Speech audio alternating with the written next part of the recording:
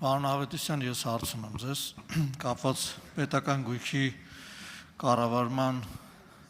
հետ եւ ձեր գործունեության հետ, մեզ հետաքրքիր է թե արդյոք ինչ քայլեր են ձեռնարկվում Հայաստանում հանրային սեփականություն հանդիսացող պետական գույքի կառավարման բարելավման համակարգի ներդրման հետ կապված, ինչպիսի ցուցանիշներ են դրա համար սահմանվում եւ ինչ է պլանավորվում առաջիկայում։ Շնորհակալություն։ Շնորհակալ եմ, պարոն Աշակյան։ Պետական գույքի կառավարման ոլորտում, ինչպես գիտեք, բազմաթիվ խնդիրներ են առկա, ոչ արդյունավետ կառավարման երևույթներ, ինչի ապացույցը, ինչի փաստացի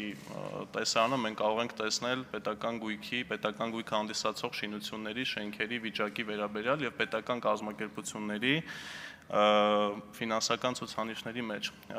Իրավիճակի բարելավման ուղղությամբ մի շարք քայլեր են ձեռնարկվել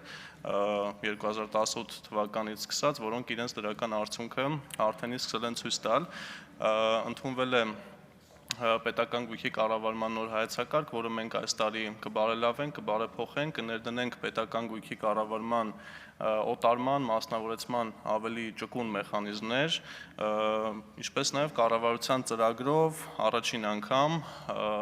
սահմանվել են հստակ միջոցառումներ պետական գույքի կառավարման ոլորտում իրականացվելիք ծրագրերի մասով, սահմանվել են հստակ ցուցանիշներ, ինչպես նաև առաջին անգամ 2021 թվականին պետական գույքի կառավարումից ստացված բյուջետային եկամուտները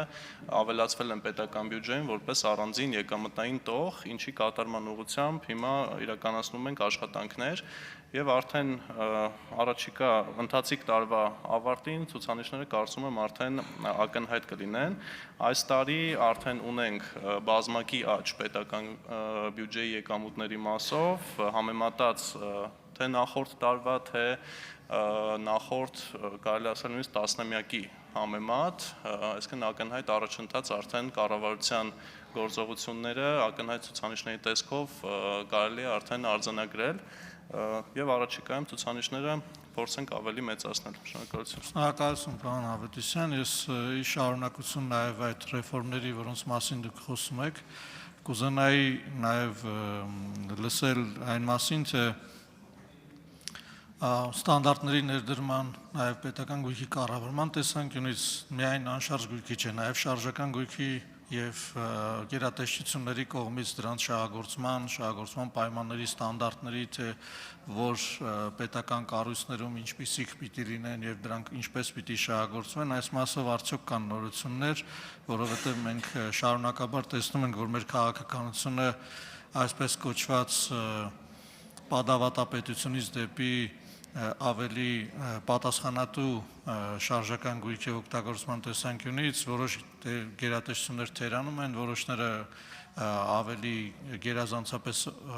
այդ քաղաքական ուղերձները ընդունում եւ կատարում են, այս մասով արդյոք ունի պետգույքի կառավարման կոմիտեն գործառույթներ եւ եթե այո, ապա ինչ է տեղի ունենում։ Շնորհակալ եմ։ Շնորհակալ եմ, պարոն Աշակյան։ Իհարկե կարող ենք հստակ արձանագրել, որ այն իրավիճակը, այն գործողությունները, այն քայլերը, որ կատարել է կառավարությունը 2018 թվականից հետո գերատեսչություններին ամրացված պետական սեփականություն հանդիսացող շարժական գույքի, այդ թվում նաև մեքենաների շահագործման օպտիմալացման տեսանկյունից իրենց արդյունքը արդեն իսկ ցույց են տվել։ Հիմա ունենք էականորեն ավելի լավ իրավիճակ այդ ոլորտում, բայց իհարկե իրավիճակը մեր համար գոհացուցիչ համարել չենք կարող այս պահին եւ այդ ուղղությամբ հենց հիմա մենք մշակում ենք համապատասխան նորմատիվներ վարչապետի հանձնարարությամբ եւ համագործակցելով նաեւ այլ գերատեսչությունների հետ պետական գույքի կառավարման կոմիտեն նույնպես այս մասով ունի հստակ լիազորություններ եւ այս պահին այդ աշխատանքներն ընթացքի մեջ են, շուտով կունենանք արդեն ավելի հստակ, ավելի լավ կանոնակարգված դաշտ այդ առումով եւ կմոտենանք արդեն մեր պատկերացրած քաղաքական խնդրին, մեր պատկերացրած լուծմանը, մեր պատկերացրած իրավիճակին, որը որ սահմանել ենք արդեն կառավարության ծրագրով։ Շնորհակալություն, պարոն Ավետիսյան, կարող եք զբաղեցնել ձեր տեղը, այլևս հարցեր չկան։